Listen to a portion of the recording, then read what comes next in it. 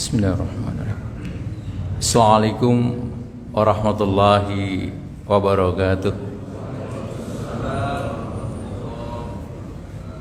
Innal hamdalillah nahmaduhu wa nasta'inuhu wa nastaghfiruh wa na'udzu billahi min shururi anfusina wa min sayyiati a'malina may yahdihillahu fala mudhillalah wa may yudlilhu fala hadiyalah.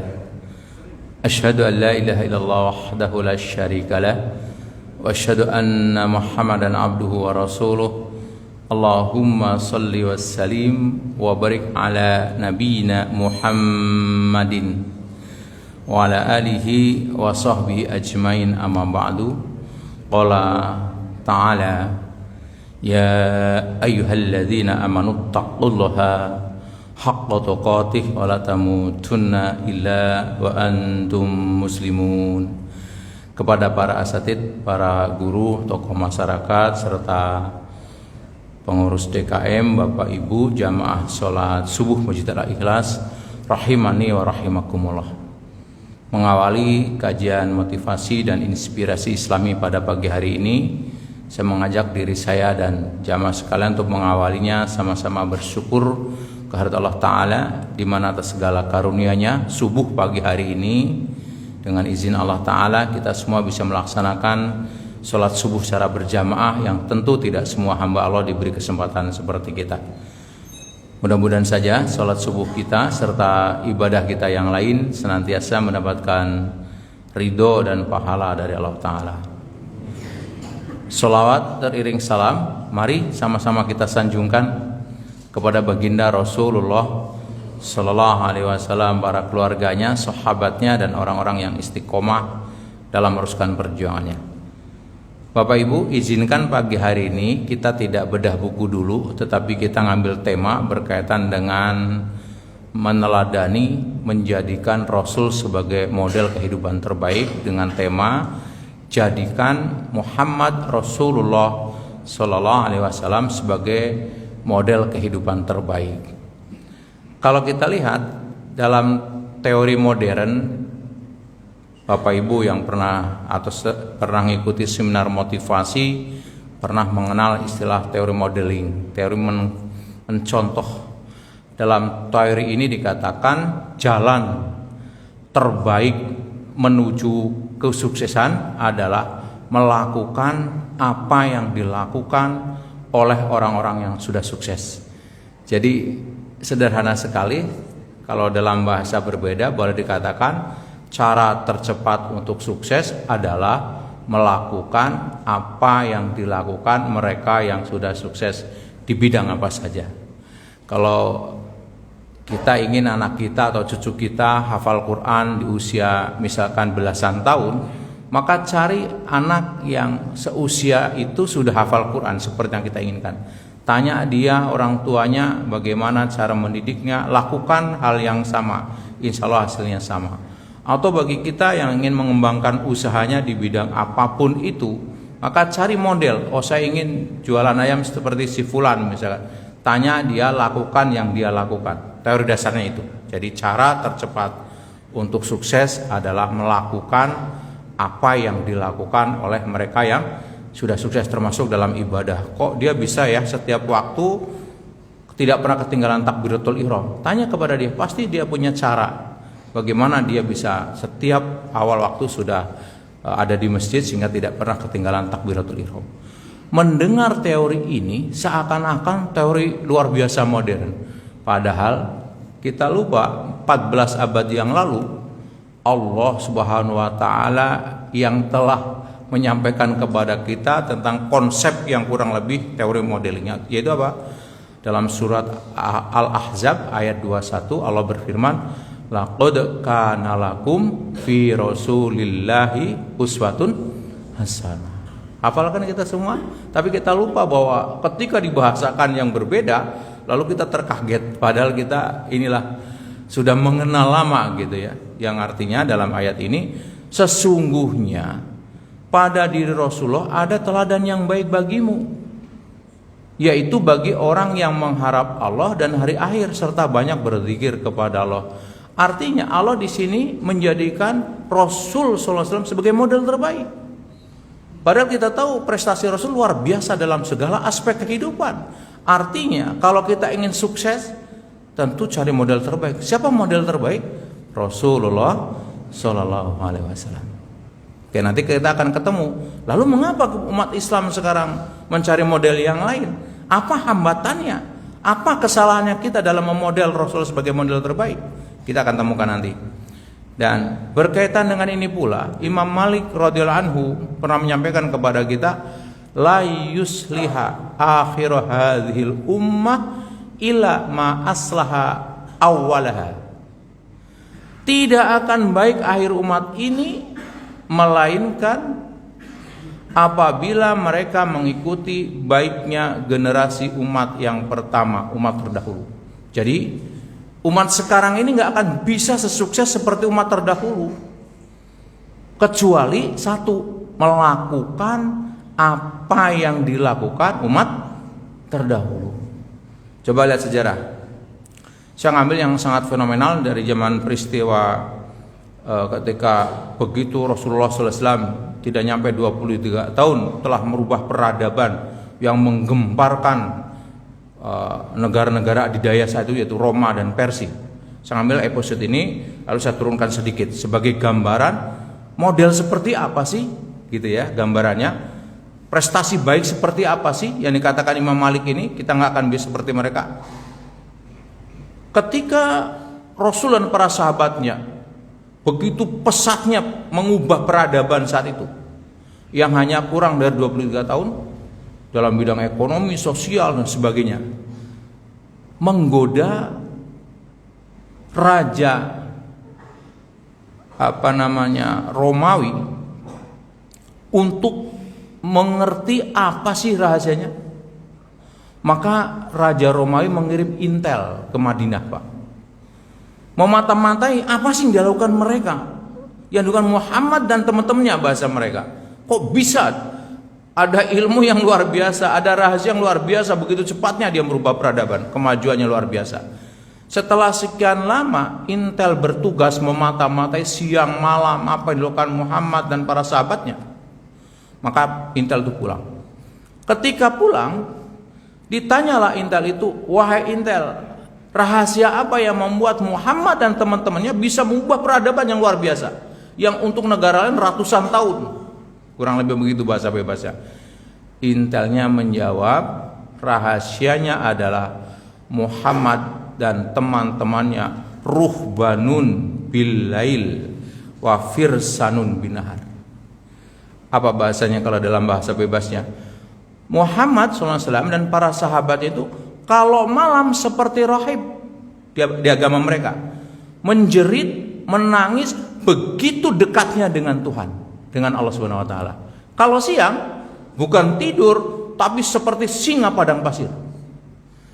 Kalau Bapak membayangkan singa, jalannya seperti pengantin apa kencang?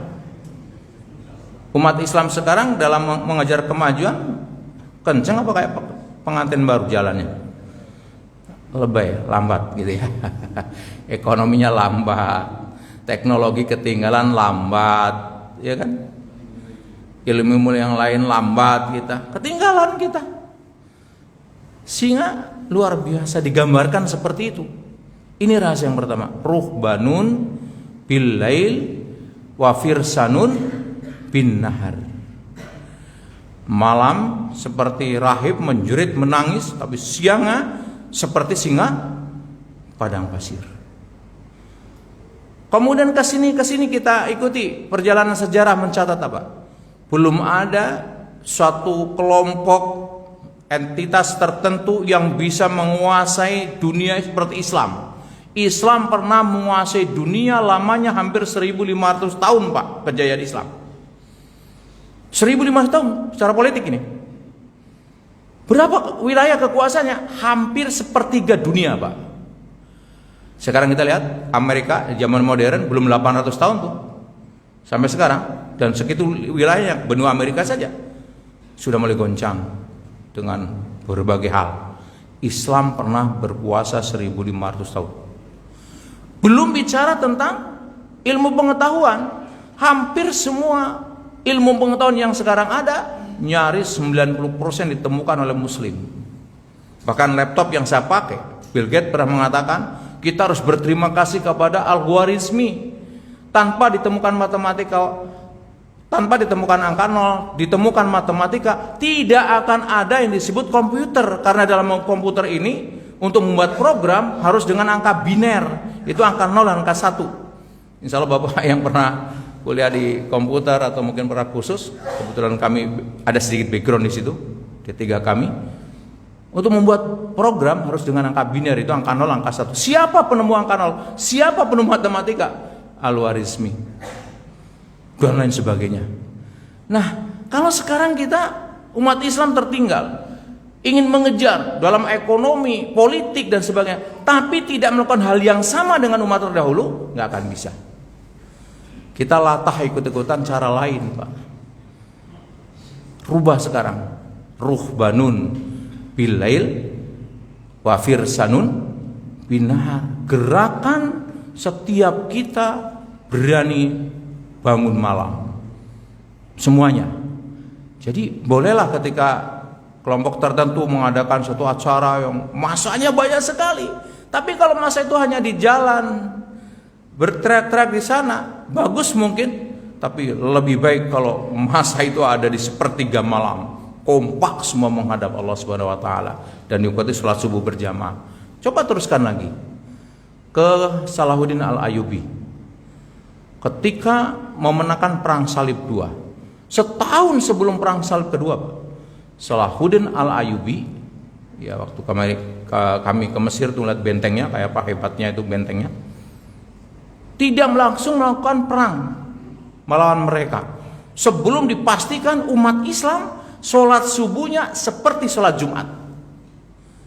Gerakan apa ini, yang rahasia apa ini yang harus kita ikuti? Kalau orang sholat subuhnya sudah seperti sholat Jumat, sholat yang lain insya Allah tepat waktu, insya Allah diawali dengan sholat malam. Jadi seperti teori yang pernah saya sampaikan sebelumnya, kita ingin mendapatkan hasil berbeda, Pak. Karena sunatullah setiap kita ingin berubah, pasti itu. Yang sudah kaya ingin berubah menjadi kaya, yang sudah sehat ingin menjadi sehat, betul nggak? Yang sudah sholat yang khusyuk ingin lebih khusyuk, itu sunatullah. Dan kabarnya kalau kita ingin berubah, tidak mungkin kita akan berubah mendapatkan hasil berbeda kalau yang kita lakukan hal yang sama, Pak. Rumusnya adalah ketika kita merindukan ingin mendapatkan hasil berbeda, berani melakukan cara yang berbeda. Kita sudah cukup lelah, Pak, dengan cara dunia yang sekarang ini. Kejar sampai kurang waktu sholat, kurang waktu baca Quran, sudah lelah, Pak. Hasilnya kita udah tahu seperti sekarang. Kalau kita ingin berubah, lakukan cara yang berbeda.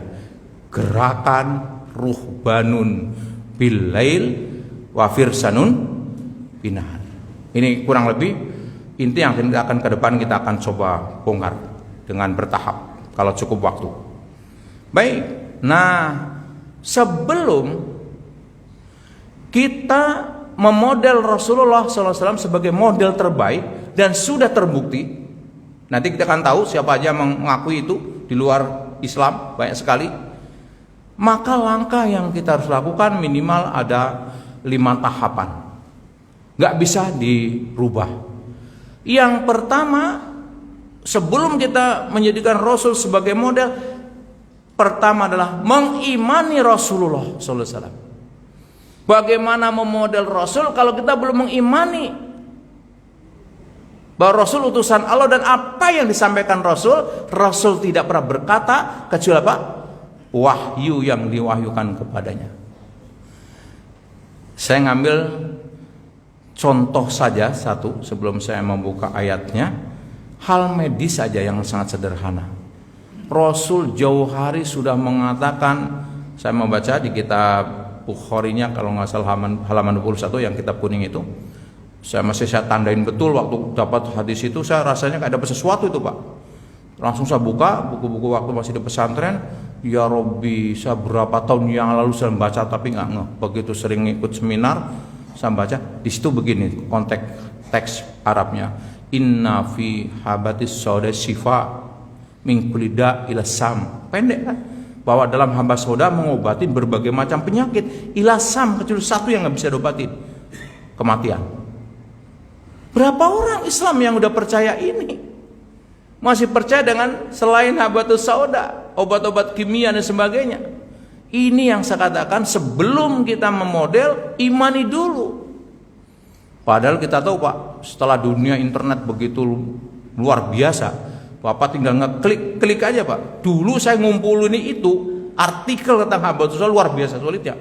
Awal-awal dulu saya kenal itu Pak, mengenal profesor. Sekarang kita tahu seluruh obat yang ada di pasar, obat apa saja, ambil kandungan obat itu, pasti kandungan obat itu insya Allah pasti ada di habatus sauda. Ahli yang mengatakan, saking hebatnya habatus sauda. Pertanyaan saya, hal satu ini dulu lah, apakah di rumah muslim pasti sudah ada habatus sauda? Apa masih obat-obat merek yang lain? Berarti apa? Kita belum mengimani bagaimana menjadi model Rasulullah. Imani dulu bahwa yang disampaikan Rasul benar. Contoh lain, hijamah, bekam. Bagaimana hebatnya bekam? Berbagai macam penyakit tersembuhkan oleh bekam. Jadi ada sebuah hadis di titik sini, punduk ini, bisa 72 penyakit kalau nggak salah itu hadisnya. Teksnya nggak lupa, tapi kurang lebih seperti itu. Satu titik bisa ngobatin puluhan lah, sebut aja penyakit. Nah ada seorang datang kepada saya, Pak Ustadz, sakit saya ini termasuk yang 72 bukan Pak? Gitu ya kurang lebih. Terus saya bilang, gampang jawabannya Pak. Coba Bapak tulis 50 penyakit Pak. Ditulis sama dia, diare, pusing, kepala, kanker. Paling sampai 25 berhenti dia. Penyakit apa lagi ya Pak? Ya insya Allah termasuk lah kalau begitu. Sederhana kan? Dan dalam perjalanan saya dengan izin Allah ditakdirkan menjadi teraper ini, suami istri. Berbagai banyak macam penyakit yang secara medis kelihatan tidak mungkin tersembuhkan dengan izin Allah. Nah, yang seperti ini saya ingin menggambarkan, orang nggak mungkin percaya dengan bekam kalau sebelumnya bahwa yang disampaikan Rasul pasti benar. Maka imani dulu Rasul. Coba Bapak lihat di surat An-Nisa, surat keempat ayat 136. Allah berfirman, A'udzu billahi minasyaitonir rajim. Ya ayyuhalladzina aminu billahi wa rasulih ila hidayah. Lihat terjemahannya secara utuh. Wahai orang-orang yang beriman, tetaplah beriman kepada Allah dan Rasulnya. Jadi suruh beriman kepada Allah dan Rasulnya, dan kepada kitab yang Allah turunkan kepada Rasulnya, yaitu Al-Quran, serta kitab yang Allah turunkan sebelumnya, Taurat, Zabur, Injil. Iman itu semua. Barang siapa yang kafir kepada Allah, malaikat-malaikatnya, kitab-kitabnya, rasul-rasulnya, dan hari kemudian, maka sesungguhnya orang itu telah sesat sejauh-jauhnya. Nah ini hari rombak cara berpikir kita. Kalau kita sudah ingin menjadikan Rasul sebagai model terbaik dalam kehidupan kita, seluruh aspek, hal pertama imani Rasul, bahwa Rasul wa ma yantiqu anil hawa in huwa illa wahyu yuha. Rasul tidak bicara kecuali apa yang Allah wahyukan kepada dia. Tidak apapun. Enggak asal kayak kita, asal bicara, tidak. Oke, kalau begitu imani. Ini syarat pertama. Syarat kedua, mencintai Rasul, Allah dan Rasul, cinta kita kepada Allah dan Rasul di atas segalanya. Ini rumusnya apa? Mari kita lihat ayatnya di surat At-Taubah. Saya langsung ke terjemahnya biar waktunya cukup.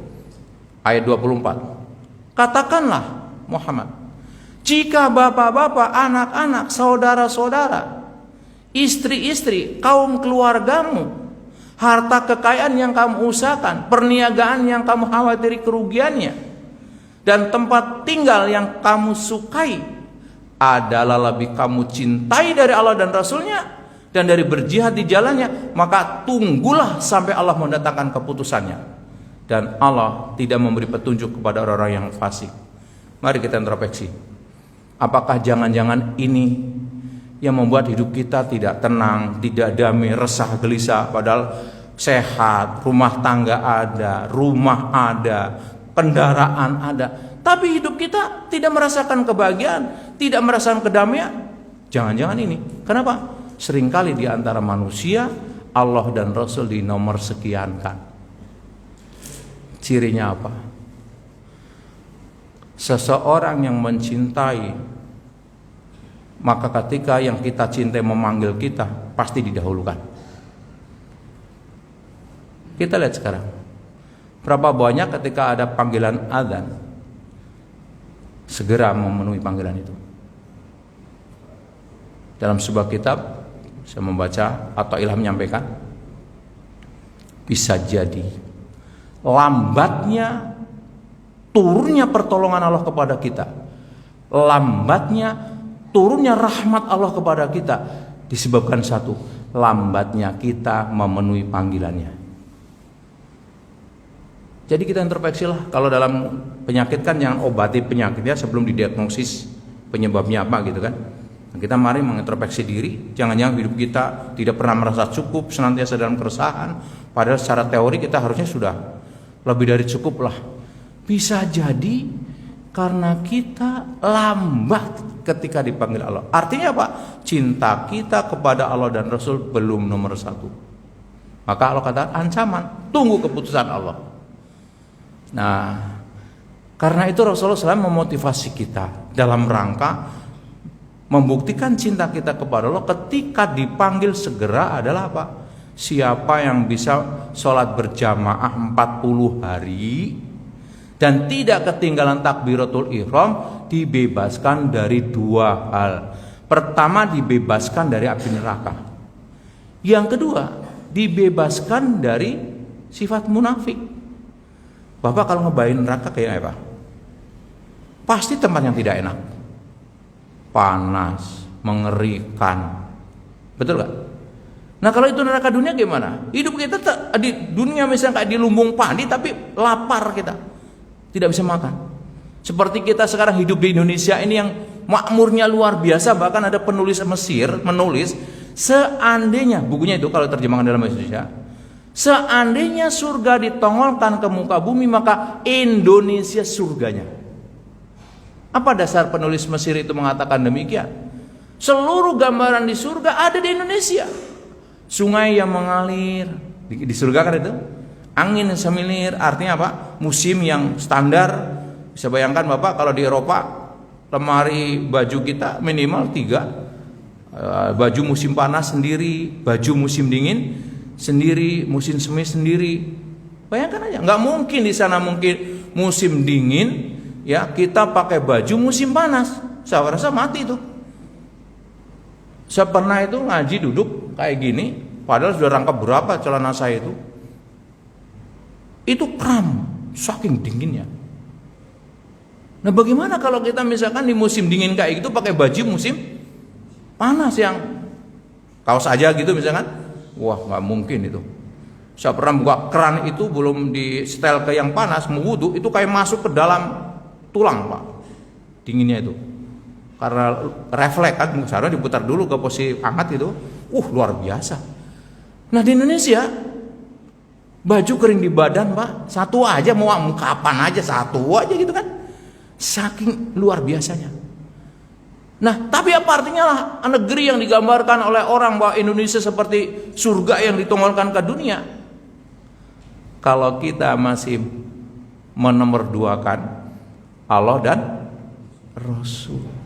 Ini introspeksi. Jadi ketika kita akan menjadikan Rasul sebagai model, hal pertama adalah imani, kedua posisikan cinta kita kepada Allah dan Rasul nomor 1. Jadi mulai kalau mau mempraktekkan mulai hari ini, boleh, ini kan udah subuhan, coba bawa target untuk 40 hari ke depan, tiap waktu, bukan 40 waktu ya Pak ya, kayak di waktu haji di Arba'in di mana, sebagian teman-teman kita di Madinah, itu mah cuma sepekan Pak.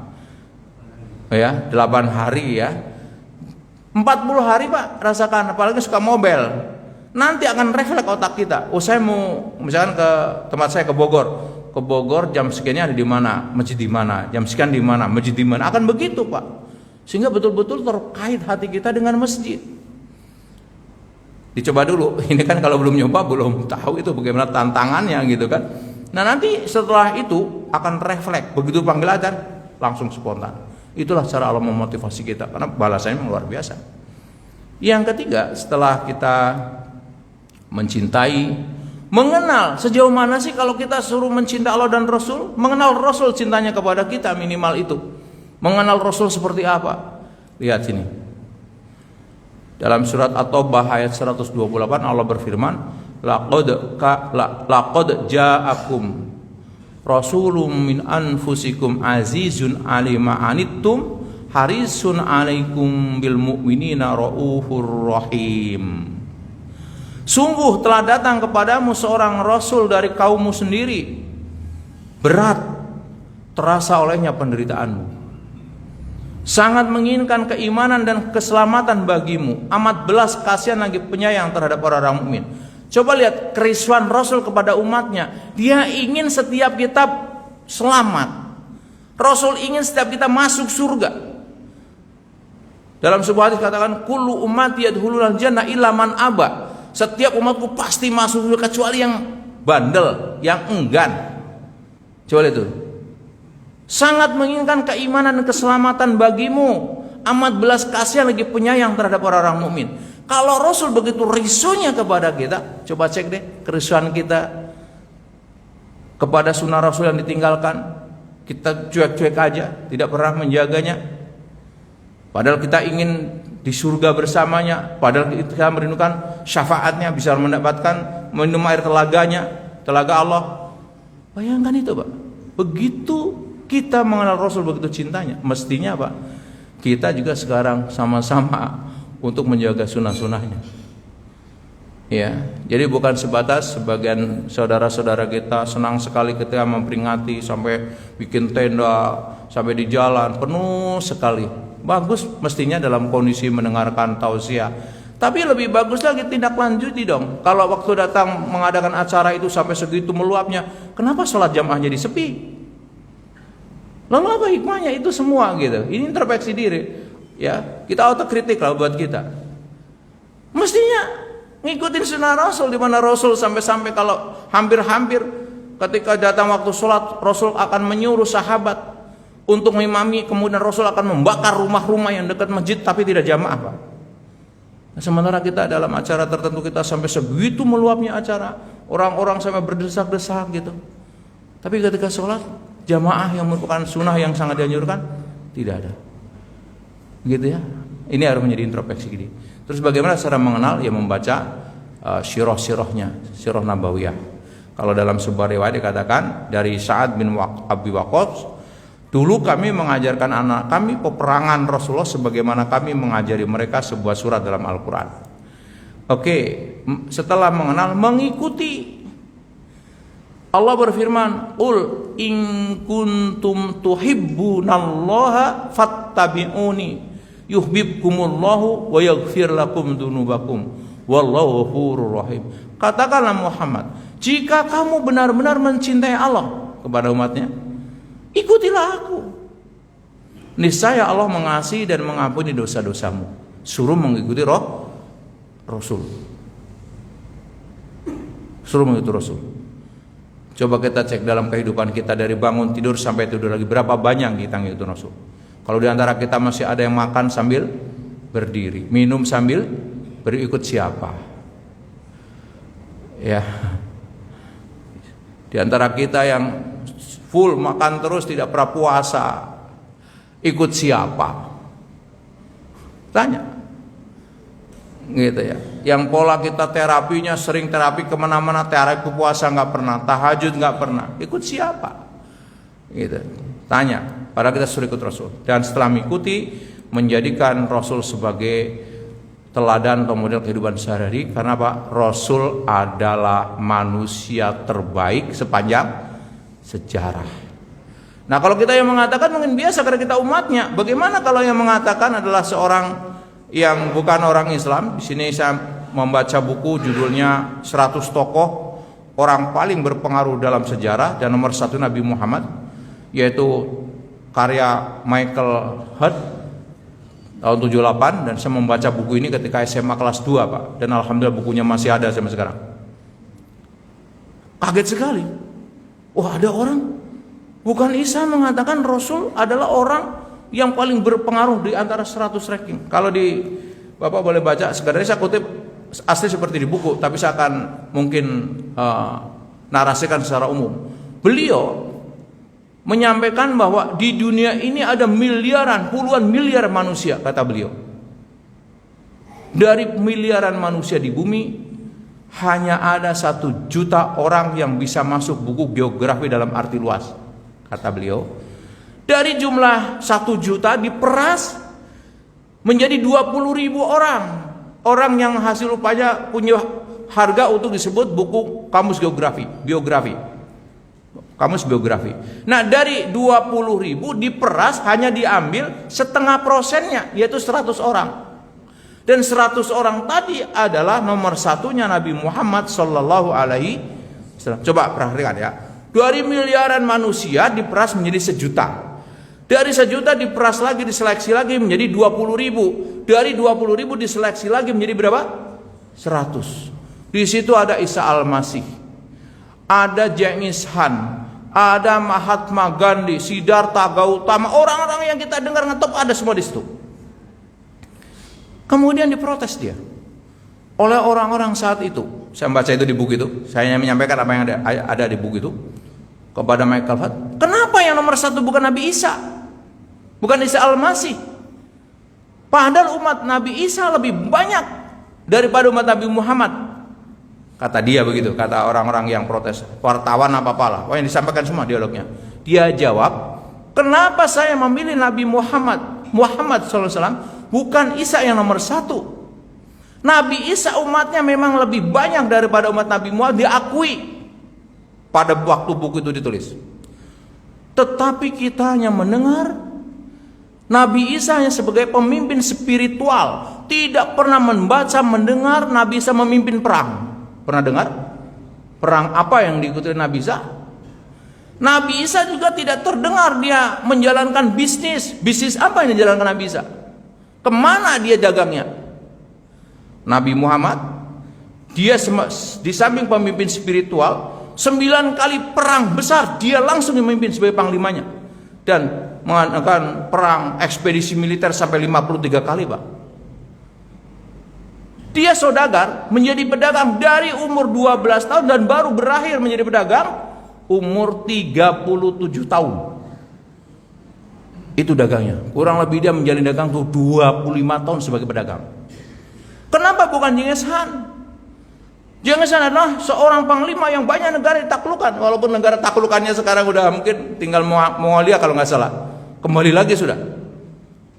Genghis Khan seorang panglima, tapi dia bukan pemimpin spiritual, bukan juga seorang saudagar. Rasul, panglima, hebat, tapi juga dia pemimpin spiritual, juga dia ahli medis, ahli segalanya Pak. Itu diantara alasan-alasannya. Jadi tidak keliru kalau pagi hari kita bicara bagaimana menjadikan Rasul sebagai model kehidupan terbaik, karena memang diakui oleh dunia. Bukan kita gitu kan ngarang-ngarang karena kita umat Islam membanggakan nabinya, enggak. Oke. Nah, lalu sekarang bertanya, kalau sudah jelas Rasul sebagai model terbaik dan sejarah juga menyampaikan demikian, mengapa kita tidak mudah meneladani? Nah, ini yang perlu kita analisa. Ada kesalahan dan hambatan dalam meneladani Rasulullah SAW. Ada kesalahan dan hambatan. Apa kesalahannya? Di antara kesalahannya adalah kita meneladaninya kepada Rasul berlebihan dalam ibadah, tapi tidak kepada yang lain. Seakan-akan kita udah nggak butuh dunia. Ya, kalau ibadahnya luar biasa, pagi, siang, malam dikir terus, karena ada yang model seperti itu. Nah, bisa bayangkan kalau kita meneladani Rasul hanya itu saja, kemudian tidak ada yang terjun di politik, tidak ada yang dalam perdagangan, akan menjadi apa? Coba ingat, perjuangan kemerdekaan Indonesia sebelum menjadi syariat Islam, yang pertama dibentuk oleh ulama-ulama kita adalah Syarikat Dagang Islam. Artinya apa? Para pejuang dulu, para ulama dulu yang ngikutin sunnah Nabi, memang mereka diawali dengan perdagangan itu yang dengan ekonomi dia bisa membangun, Pak. Mohon maaf, bukan dari kelompok tertentu memperjuangkan kemerdekaan saja, tapi justru yang mempelopori syarikat dagang. Kata dagangnya garis bawahi, Pak. Jadi apa? Kumpulan pengusaha Muslim. Sekarang yang ada perkumpulan perdagangan siapa yang ada, Pak? Ada naga segini gitu. Nah, ini. Jadi ada kita berlebihan dalam beribadah, tapi mengesampingkan urusan-urusan yang sifatnya menuju kepada perbaikan ibadah seharusnya. Kalau orang tahu, bagaimana kita jadinya nggak nyaman kalau negara nggak aman karena kita nggak mau terjun di politik. Bagaimana kita nggak nyaman ketika ekonomi dikuasai orang lain. Sekarang belum ada kesulitan, lama-lama kita kesulitan nyari makanan halal, Pak. Jangan salah itu, Pak. Kita masih tenang-tenang sekarang. Nunggu beberapa waktu kita akan sulit mencari makanan halal. Oke. Yang kedua, meneladani sepotong-sepotong yang tadi dikatakan, urusannya ditinggalkan, urusan dunia ditinggalkan. Jadi dalam sholat udah bagus mestinya. Ya itu bagus, artinya ini dikatakan sepotong-sepotong. Oke, meneladani yang disukai saja. Meneladani yang bentuk dohirnya saja, akhlak dilupakan. Mohon maaf ini untuk otokritik. Kita sering rapi, pakai jubah, pakai surban gitu. Ya kalau naik ke jalan raya pakai helm dong. Ini naik ke jalan raya rombongan lagi nggak pakai helm. Ketika ditanya galakan dia daripada polisi. Lalu orang akan melihat apa kepada Islam? Ya, berarti apa? Pakaiannya sudah nyona, akhlaknya belum. Oke, ya dipahami dengan baik. Jadi kita seringkali juga meladani yang disukai saja. Kalau ngomong urusan nikah, masna sulasa, semangat sekali. Nah sholat malamnya gimana? Sudah belum tegak. Jamaahnya gimana? Seperti itulah kurang lebih. Oke, ini kesalahannya. Lalu ada juga hambatan. Di antara hambatan itu, saya mengambil dari sebuah buku ada 3. Yang pertama disebut istilahnya hambatan rabun jauh. Bapak tahu kebayaan rabun jauh? Kalau jauh tidak kelihatan. Jadi jauh itu samar-samar lah ya, itu rabun jauh.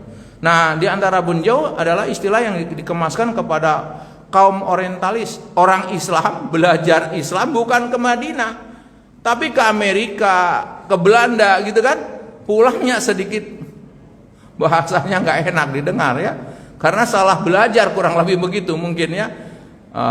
Satu di antara sebab ketidakmampuan kita mengambil suri tauladan Rasul SAW secara holistik dan komprehensif adalah karena adanya distorsi image yang muncul dari ekses studi para orientalis.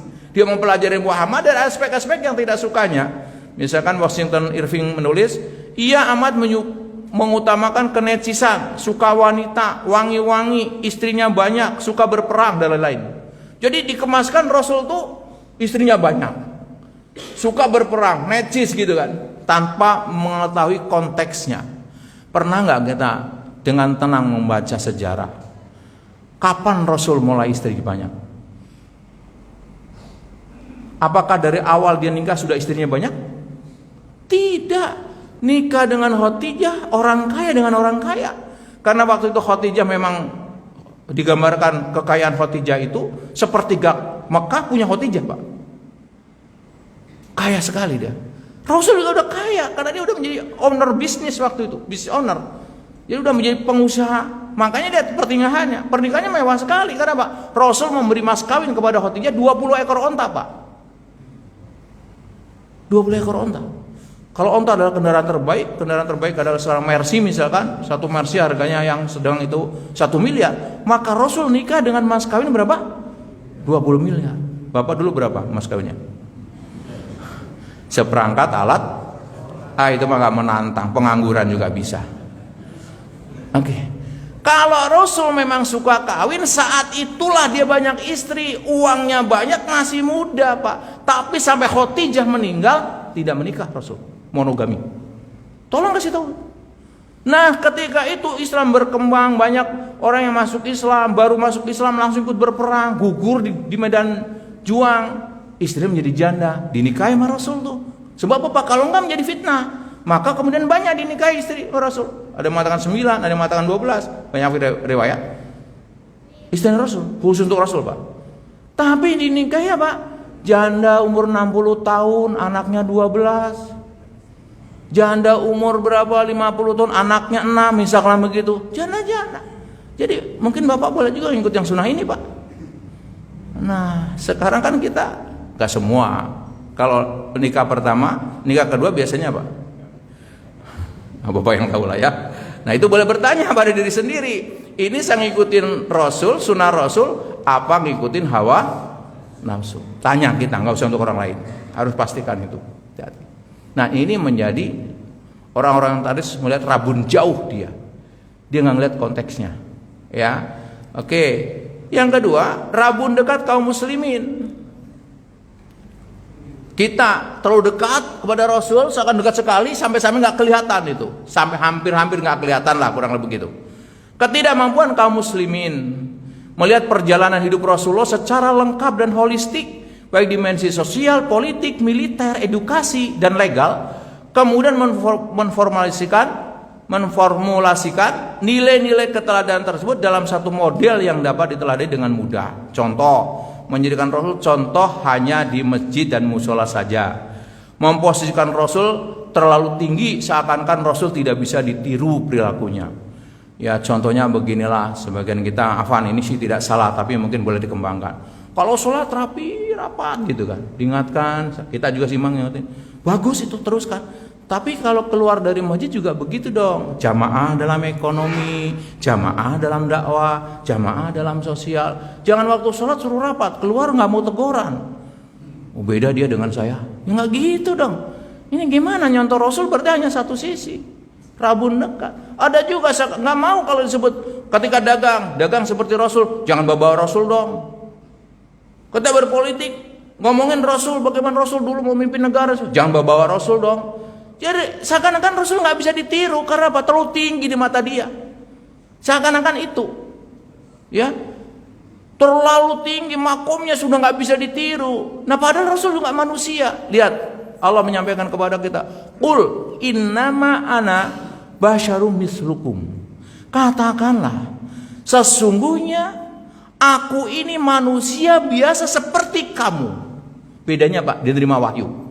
Nah, dalam teori dikatakan bahwasanya selama sesuatu dikerjakan manusia, pasti manusia lain bisa mengerjakannya. Contoh, nggak usah dibaca. Laptop saya merek ini, ada merek lain nggak? Selain laptop merek ini ada merek lain nggak? Banyak. Oke. HP Bapak merek A, ada merek lain nggak? Ada. Air minum sekarang yang begini, yang kemasan, berapa merek? Banyak sekali. Kenapa? Selama itu diproduksi oleh manusia, dilakukan oleh manusia, pasti manusia lain bisa melakukan. Kalau begitu, seluruh yang dilakukan Rasul, kecuali yang kaitan dengan dia nerima wahyu, semua bisa dilakukan. Seluruhnya, leadershipnya lah, politiknya lah, dagangnya lah, itu bukan dibatasi. Jangan, kalau ada yang ngomong kita harus seperti Rasul, jangan sedikit Rasul dong, Rasul dong. Loh, Rasul kan Nabi, manusia seperti kita, suruh diikuti, Allah yang nyuruh. Ini rabun dekat kita. Ya, berikutnya apa? Berikutnya adanya jiwa yang sinis. Faktor lain yang menghambat peneladanan Nabi Muhammad SAW secara holistik adalah jiwa yang sinis.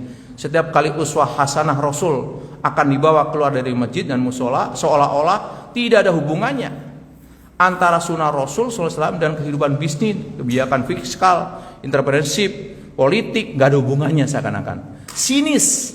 Kalau ngomong Rasul sinis, saking sinisnya seakan-akan kita sering dengar di beberapa acara orang menyampaikan sirah Nabi terputus. Menurut saya digambarkan Rasul Muhammad SAW lahir dalam keadaan yatim, kemudian dia menjadi pembantunya Khadijah. Umur 25 tahun dia nikah dengan janda umur 40 tahun. Pendek sekali. Seakan-akan Rasul di mana prestasinya kalau begitu? Menurut saya tidak dirombak. Kita harus pastikan Rasul adalah contoh yang luar biasa. Nah, banyak kisah, saya nggak usah semua. Kemudian saya ingin menyampaikan, setelah kita sudah tahu bahwa Rasul harus dimodel oleh kita, tapi ada hambatan, ada kesalahan, ada rabun jauh, rabun dekat, ada jiwa yang kritis, kita obatin semua itu rabunnya. Yang rabun jauh juga diobati, yang rabun dekat juga diobati, gitu ya. Lalu apa? Baru kita melihat Rasul sebagai model kehidupan terbaik meliputi berapa banyak aspek kehidupan. Saya mengambil yang penting. Aspek dia seorang motivator yang luar biasa, pandai memotivasi diri sendiri dan orang lain. Maka dia pernah masuk militer di usia 20 tahun.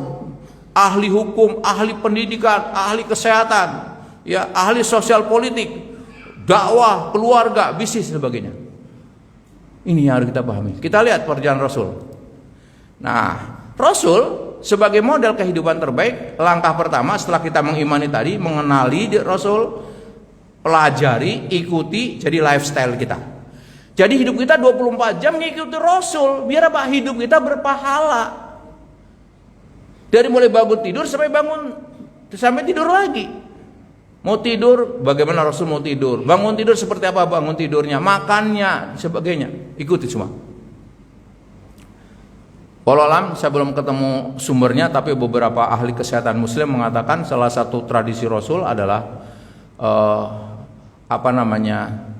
di antaranya adalah hal makan. Rasul jelas tidak makan sebelum lapar dan berhenti sebelum kenyang, artinya apa? Menjaga kesehatannya. Kedua, Rasul tidak langsung minum ketika habis makan, ternyata ada beberapa waktu. Nah, kita kan enggak langsung minum kan. Yang hal baru kita temukan lagi sekarang adalah bahwa kalau selama ini tradisi makan kita adalah makan dulu baru makan buah kan. Ternyata menurut konteks yang banyak referensi beredar sekarang ini, Rasul makan buah dulu baru makan nasi. Nah, itu para ahli udah mengupas ya. Nah, marilah kita merombak gitu ya. Ini hanya contoh aja. Ya, baru dari aspek yang lebih kepada yang lain. Coba lihat periode perjalanan hidup Rasulullah. Masa kanak-kanak 0 sampai 12 tahun. Durasinya 12 tahun. Entrepreneurship, bisnis, umur 12 tahun sampai 37 tahun, lamanya 25 tahun, bisnisnya Pak, dagangnya Pak. Berkontemplasi dan refleksi 37 sampai 40, 3 tahun, artinya setelah dia sukses di bidang usahanya dan lain sebagainya, pengaruhnya luar biasa, dia mikirin orang-orang Mekah yang ngaco, ya, kejahilian luar biasa, maka dia berujilah ke Gua Hiro. Jadi bukan langsung tahun itu dia di Gua Hiro langsung dapat wahyu, tahun ketiga baru dapat wahyu dia. 3 tahun kurang lebih dia, perenungan yang luar biasa. Masa kerasulan 40 tahun sampai 63 tahun. 40 dia diangkat menjadi rasul, 63 meninggal. Berapa? 23 tahun. Bapak lihat, lebih lama mana Rasul? Lama menjadi pedagang, bisnismen, atau menjadi Rasul? Pedagang. 25 tahun. Rasulnya 23 tahun. Umatnya gimana sekarang? Kebanyakan kita menjadi bisnismen apa pegawai? Pegawai. Oke. Kalau Bapak ke Cikarang, kawasan industri segitu luas. Yang punya pabrik siapa, Pak? Umat Islam apanya? Kemarin saya ngajar di Sunter di sebuah kantor. Di Sunter segitu luas, Pak. Dari mulai Danau Sunter sekitarnya itu luar biasa pabrik, Pak. Yang punya siapa? Orang Islam apanya? Oke, sekarang ke Kalimantan, ke Sulawesi. Kebun kelapa sawit segitu luas, Pak. Yang memiliki siapa? Orang Islam apanya? Mari Pak ke Sulawesi lagi, Pak. Tambang begitu melimpah, Pak. Batu bara, nikel dan sebagainya, emas. Luar biasa, Pak. Sekarang siapa yang punya? Terus umat Islam apanya? Bangkit dong. Katanya kita umat Nabi Muhammad. Ini yang dikatakan meneladani di separuh-separuh. Ulama kita udah mengajarkan demikian. Abu Bakar sebagai apa, Pak? Pegawai apa pedagang? Umar, Utsman, Abdurrahman bin Auf, imam-imam yang 4 yang terkenal apa? Para ulama yang kemudian memperjuangkan kemerdekaan, mereka dengan apanya dia berjuang? Tidak hanya dengan tenaganya, dengan hartanya. Maka mereka membuat syarikat dagang Islam, Pak. Ayo, kemana sekarang kita?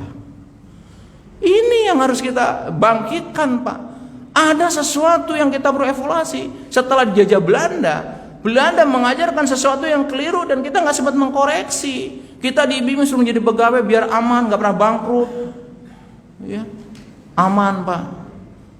Pendapatannya nggak pernah berubah, Pak. Aman. Padahal kan kita harus naik kan, seharusnya kan, bukan berubah, dirubah kan. Kembalikan, Pak. Yuk bikin gerakan kalau Bapakmu. Mulai sekarang, entah kapan terlaksananya, minimal kita berazam. Jadikan gerakan satu rumah satu pengusaha, Pak. Anak Bapak 4, satu ulama, satu misalkan di bidang profesional apa, tapi satu arahkan dia jadi pengusaha, Pak. Ini baru ngubah, Pak. Kalau kita nggak pernah mikir bagaimana, siapa akan mengawali ini, Pak? Satu hari kita akan kesulitan di negeri yang kata negeri Islam, mayoritas Islam, kita hidup susah, Pak. Yang berjuang ulama-ulama, Pak. Sudah mulai terasa belum, Pak? Belum juga terasa. Masya Allah, Pak. Prihatin kita, Pak. Ayo bangkit.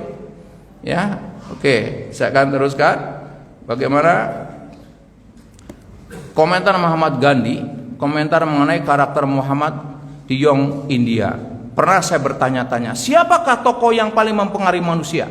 Saya lebih dari yakin bahwa bukan pedanglah yang memberikan kebesaran pada Islam pada masanya, tapi ia datang dari kesederhanaan, kebersahajaan, kehati-hatian Muhammad, serta pengabdian luar biasa kepada teman dan pengikutnya. Ini gambaran orang lain, Pak, yang menilai, Pak. Bukannya kita. Baik, yuk kita ambil beberapa saja. Sekarang sambil motivasi diri. Betapa pentingnya motivasi, Pak. Kenapa saya mencoba mengambil bidang yang mungkin agak awal mula ini disampaikan. Oh, para mas ngajarinnya, Pak, motivasi Islam. Kok ngajarin motivasi? Rasul mengajarkan kita, Pak. Seorang motivator yang bisa memotivasi dirinya, keluarga dan lingkungannya. Mari kita lihat. Rasul pandai sekali memotivasi. Rasul seorang self development. Ia mampu memotivasi diri saat sulit waktu kecil, memotivasi keluarga, sahabat dalam perjuangan. Saya katakan, Pak, kalau Bapak mau sukses, Bapak harus jadi motivator diri sendiri. Karena, Pak, orang lain bisa memotivasi sesaat. Saya pagi ini bisa memotivasi kita semua. Ketemu lagi sebulan yang akan datang, Bapak udah sampai di mana? Sedang pergerakan tiap hari. Maka jadilah motivator kepada diri sendiri. Motivator terbaik adalah diri sendiri, Pak. Ya, baru punya rencana, diuji sedikit, mundur lagi, bangkit lagi. Itu motivator. Ia menghabiskan waktu di dunia bisnis 25 tahun. Tidak mungkin seorang tekun di bisnis kecuali orang yang pandai memotivasi diri. Kita tahu, Pak. Coba yang pernah menjadi sales, Pak. Insya Allah sama seperti saya, pernah meriang gara-gara nawarin barang, Pak. Baru ketuk pintu ditolak, baru nelpon langsung tutup. Wah, meriang, panas, dingin, Pak, itu. Tapi kita nggak berhenti, dicari alasan apa. Ada yang ngajari, Rahmat, kalau kamu mengetuk pintu Allahu Akbar dulu kayak perang, Pak. Allahu Akbar baru ketuk pintu gitu kan. Ternyata tetap aja galak, ya kan. Tapi terus diajari, ketemu, belajar ini, akhirnya caranya tahulah ya. Ada ilmu persuatrik, ada ilmu macam-macam lah itu berkembang. Ya, intinya, Pak, seorang yang sukses, yang pandai memotivasi diri dalam bidang apa saja. Bapak mau ngapal Quran nggak pandai motivasi diri, nggak bakal hafal, Pak, walaupun 1 juz, Pak. Percaya saja, lemah berarti. Ia memimpin lebih dari 9 perang besar dan 53 ekspedisi militer dan lain sebagainya. Oke, nah yang nggak sediring jarang misalkan militer. Perang Fijar dan perjanjian Hifdul Fudul. Perang Fijar adalah perang yang terjadi antara kabilah Quraisy dan sekutu mereka dari Bani Kinanah melawan kabilah Quraisy dan Ailan, 2 kekuatan perang. Perang itu meletus pada saat Rasulullah berusia 20 tahun. Perang ini dinamakan perang Fijar karena dinodai kesucian Asyhurul Haram pada bulan tersebut. Dalam perang ini Rasul SAW ikut serta dan membantu paman-pamannya menyediakan anak panah buat mereka. Rasul terjun di medan perang umur 20 tahun. Kita ngapain umur 20 tahun? Umur 12 tahun dia udah mau perjalanan ke luar negeri, bisnis. 20 tahun dia ikut perang. Berarti apa? Rasul sudah masuk militer, wajib militer lah bahasanya di umur berapa? 20 tahun. Jarang didengar, Pak. Taunya Rasul adalah pelayan, nikah dengan janda. Enak banget ngomongnya. Ya. Nah, setelah perang Fijar usai, diadakanlah perdamaian yang dikenal dengan istilah Hifdul Fudul. Disepakati pada bulan Zulqa'dah yang termasuk bulan haram di rumah Abdullah bin Jud'an At-Taimi.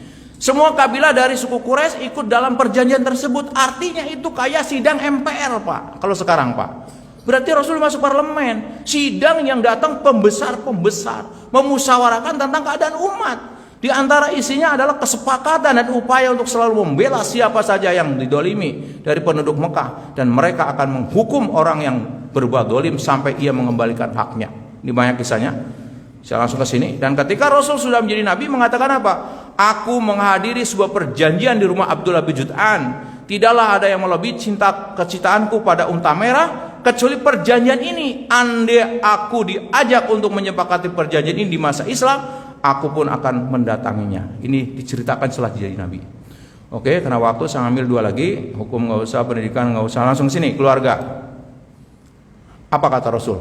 Kita kan mengambil contoh yang luar biasa, termasuk hal keluarganya. Jangan sampai kita misalkan ada pemimpin nggak jelas nasabnya, bapaknya siapa, ibunya siapa. Kadang mengatakan bapaknya ini, besok lagi-lagi ganti. Misal. Rasul jelas. Aku lahir dari pernikahan dan tidaklah aku dilahirkan dari perzinahan. Mulai dari Nabi Adam sampai pada ayah ibuku, tidak ada kejahatan jahiliyah sedikit pun. Tidak terpapar tuh setiap nasabnya dari kakek moyangnya. Nggak ada yang terpapar jahiliyah. Kata Rasul itu ya. Lihat sini. Yang misalnya ke depan. Coba lihat.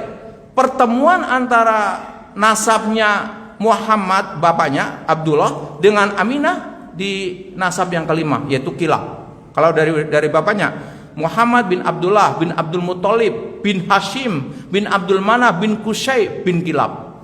Dari istrinya, dari ibunya Aminah binti Wahab bin Abdul Manaf bin Zuhrah bin Kilab. Ketemunya di siapa?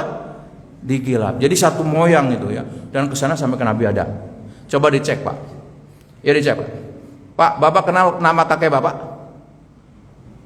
Nama kakek Bapak kenal? Nama kakeknya kakek? Berarti cuma berapa itu? Bapak, kakek, berhenti dua doang, nasabnya ke atas. Rasul sampai ke Nabi Adam hafal, Pak. Masya Allah. Ayo, jangan-jangan kakeknya udah lupa juga namanya. Bahaya sekali itu. Ya minimal sampai buyut lah kalau di Jawa itu ya. Jadi kakek, terus bapaknya kakek biasanya ada itu. Tapi biasanya kakeknya kakek, apalagi kakeknya buyut gitu kan, sudah nggak. Oke, nah apa kata Rasul? Aku diutus dari keturunan Bani Adam yang terbaik pada setiap kurunnya, hingga sampai pada kurun di mana aku dilahirkan. Semuanya kurun terbaik. Ya, setiap itu terbaik. Pilihan, Pak, betul. Nah kemudian kait dengan kita, Rasul mengatakan apa kait dengan keluarga? Khairukum li ahli, wa ana khairukum li ahli. Sebaik-baik kalian adalah yang berbuat baik kepada keluarganya, sedangkan aku adalah orang yang paling berbuat baik kepada keluargaku. Nah sekarang banyak terjadi, bisa ngurus karyawan ribuan, ngurus anaknya nggak selesai, ngurus bawahan sampai ribuan, ngurus istrinya nggak selesai. Selesaikan dulu di rumah, Pak. Ya ini contohnya itu kan Rasul. Jadi bukan mikir di luar dulu, rumah selesai gitu kan. Kita bagus sebuah anak dengan istri. Dan satu lagi, Pak, habis ini bisnis. Coba lihat perkembangan bisnis Rasul, Pak. Umur 12 tahun sebagai seorang yang magang usaha lah, ikut orang. Umur 17 tahun mulai usaha mandiri sebagai agen regional. Umur 20 tahun menjadi business owner atau aliansi dengan investor. Umur 37 tahun peduli dengan masalah akhlak, sosial dan ekonomi. Dia mulai berujlah, merenung, kita udah kaya raya dia. Dan umur 40 tahun berdakwah meluruskan tata cara dan moralitas bisnis. Umur 53 tahun membangun pasar di samping Masjid Nabawi. Jadi kalau sekarang mungkin beliau mau hipermarket gitu, Pak. Nah, sekarang kita mengunjungi hipermarket, Pak, bukan yang punya hipermarket, Pak. Coba beda dengan sebelah.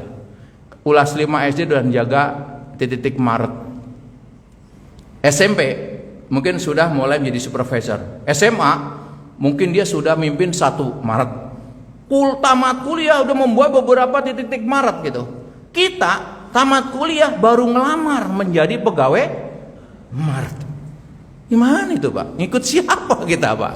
Ayo rombak mindsetnya. Jadi setujunya kita bikin gerakan sama-sama, termasuk saya bikin gerakan untuk ngikutin dakwah agar bisa berkembang seperti zaman Rasulullah. Kita tahu pondasinya ada di ekonomi, salah satunya apa?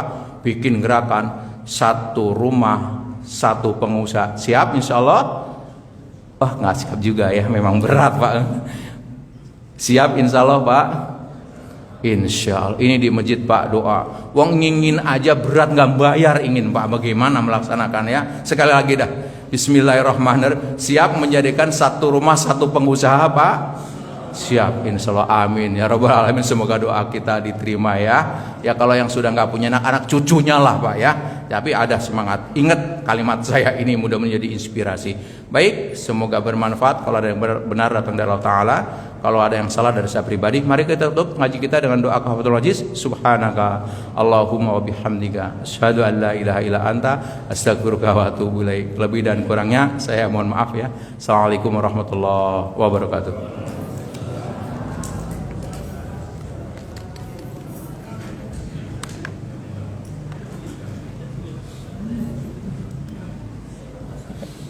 Pak, makasih Pak.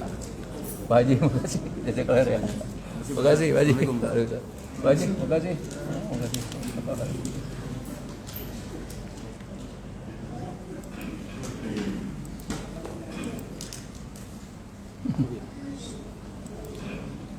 Pak Haji. Alhamdulillah. Pak, makasih.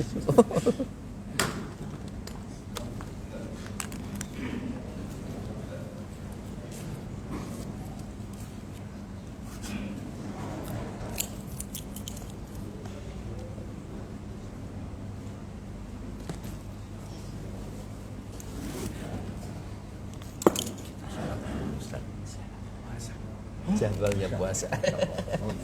Iya nggak apa-apa. Kebetulannya nggak selalu kan pas. Oke, kalau nggak oke kita. Iya.